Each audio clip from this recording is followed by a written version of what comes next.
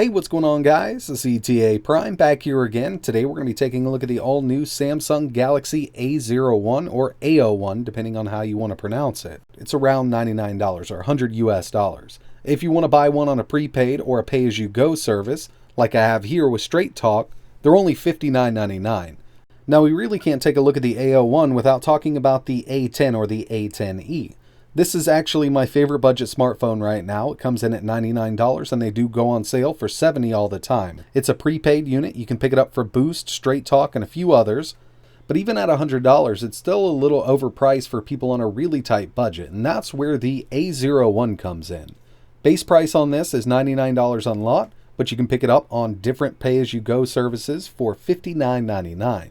And the specs on paper look like it's a pretty decent handset for $60. So in this video, we're going to go over the specs, take a look at the design, we're going to run some benchmarks, test a few other things out, and I also want to throw some native Android games at this device to see how it performs, and some of my favorite emulators.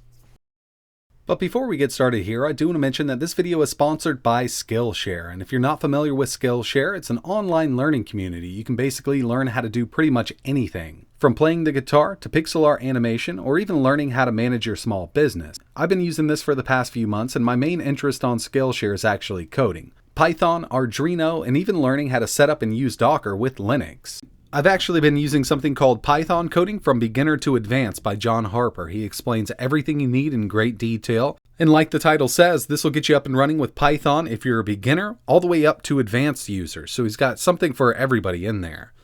And as for Docker containers, this is something I've actually never messed around with, so I'm taking Docker Containers for Beginners by Dan Tofen, and the lesson is only 6 parts. I actually thought this was much more complicated than it is, but he explains it very easily, and I'm up and running with Docker containers now.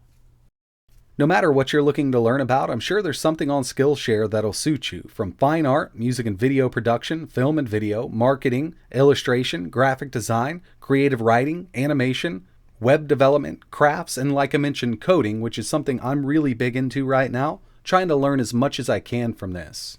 So if you're also looking to learn something new, I would definitely check out Skillshare, and luckily, I have a link in the video description below, and the first 1,000 of my subscribers that clicks on the link will get a 2-month free trial of a premium membership to Skillshare. So here it is, the Samsung Galaxy A01. We have a 5.7-inch PLS display at 720 by 1520, so it's definitely not a super high resolution display, and it's not as good as the AMOLED displays that Samsung uses in their higher end phones. But what we do have to keep in mind is this is a low cost budget phone coming in at $60, and I think this display is perfectly suitable for a phone at this price point. Moving around to the back here, we do have a dual camera array with an LED flash, one 13 megapixel main camera, and a 2 megapixel macro camera. And around front, it does include a 5 megapixel selfie camera. On the right hand side, we have our power button and a SIM card / SD card tray. I have tested up to a 256 gigabyte SD card in here, and it works just fine. This device has a single loudspeaker built in, and you can interface with USB Type-C. I was actually under the impression that these A01s only used micro USB, but this has a USB Type-C port on it. Over on the left hand side, we have our volume rocker, and on the very top, there is a headphone jack, so they've left it on these base units and they're removing it from their really high-end expensive units. Now we're going to be taking a look at the specs, but I want you to keep in mind that this cost $59.99, so the specs aren't going to impress everybody, but this will get a lot of people by. For the CPU, we have the Snapdragon 439. This is an 8-core CPU. It utilizes Cortex A53. We have 4 cores at 1.4, and we have 4 extra cores at 1.95, so almost 2 gigahertz on 4 of the cores included. The GPU is the Arduino 505. We have 2 gigs of RAM, a 5.7-inch PLS display at 720 by 1520. And as for storage, the $60 version of the device only has 16 gigabytes of internal storage, but if you pick up the unlocked version, it's 32. But either way you look at it, both of them support a micro SD card, and I've personally tested up to 256 gigabytes. Rear 13 megapixel and 2 megapixel camera, front 5 megapixel camera, 802.11 Wi-Fi, Bluetooth 4.2, a GPS, and it does support 4G. And the operating system that this budget phone is running is Android 10 with One UI 2.0. And for those Bixby lovers out there, this does have Bixby built in. So the first thing I want to talk about here is basic usability and the interface itself. Overall, this feels really good. I've tested a lot of high-end Android phones. I've tested a lot of low-end and mid-range phones. This actually feels like a mid-range phone when you're using it like you would every day. Checking Facebook, browsing the internet, watching YouTube, Netflix, or checking your email, and this actually surprised me because this is a low-end device. At $60, I think the user interface here is totally usable. It's actually performing a lot better than some of the more expensive phones that I've tested on my channel that are powered by MediaTek chipsets. Now this is the Snapdragon 439, far from high-end, but for this One UI 2.0, it's working great.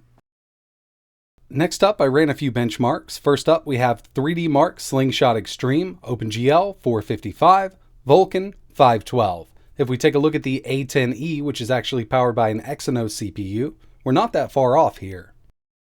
Moving over to Geekbench 5 on the A01, we lost to the A10E in single core, but we beat it out in multi-core. This is actually pretty decent for a super cheap phone.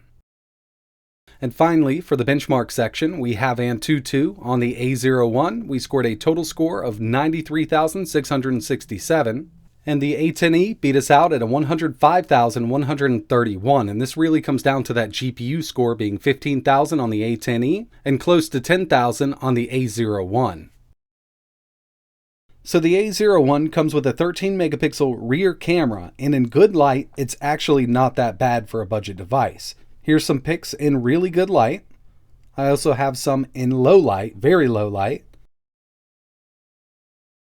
They definitely didn't come out as good as the ones in good light, but overall, it's not that bad for a super budget device. And finally, I took some outdoor shots with some really good sunlight, and I gotta say, it's really not that bad. It's not as good as the S20, the Pixel 4 XL, or the iPhone, but at this price point, I think it's shooting pretty decently. Moving over to some light gaming, I mean, if you want to pick one of these up for the kids and just add it to Wi-Fi, they can play their favorite games from the Google Play Store. We have Brawl Stars here that's running really good. I also tested out Roblox and it works fine on here. Next up, we have some Minecraft and then some Asphalt 9. All of the games that I mentioned here work great on this little device.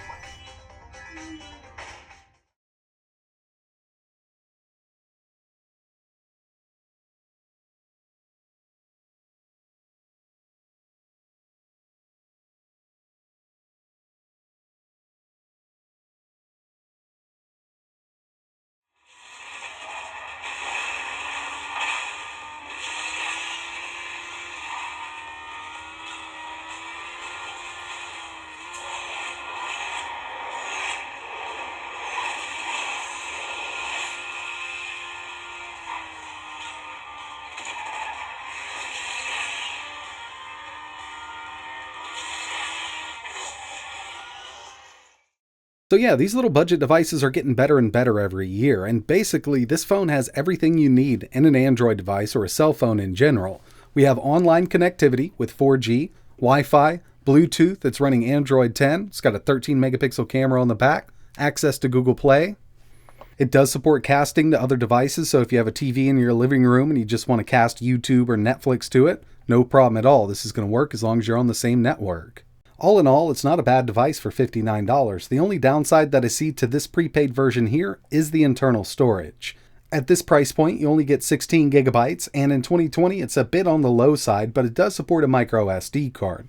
Just keep in mind you're not going to be able to load a ton of games and apps on this device at the same time, so you will have to swap around a little. But if you're on a tight budget and looking for an Android device, I think this is a viable option. So that's pretty much it for this video. I really appreciate you watching. Don't forget to check out the description for all the links I mentioned in this video. And like always, thanks for watching.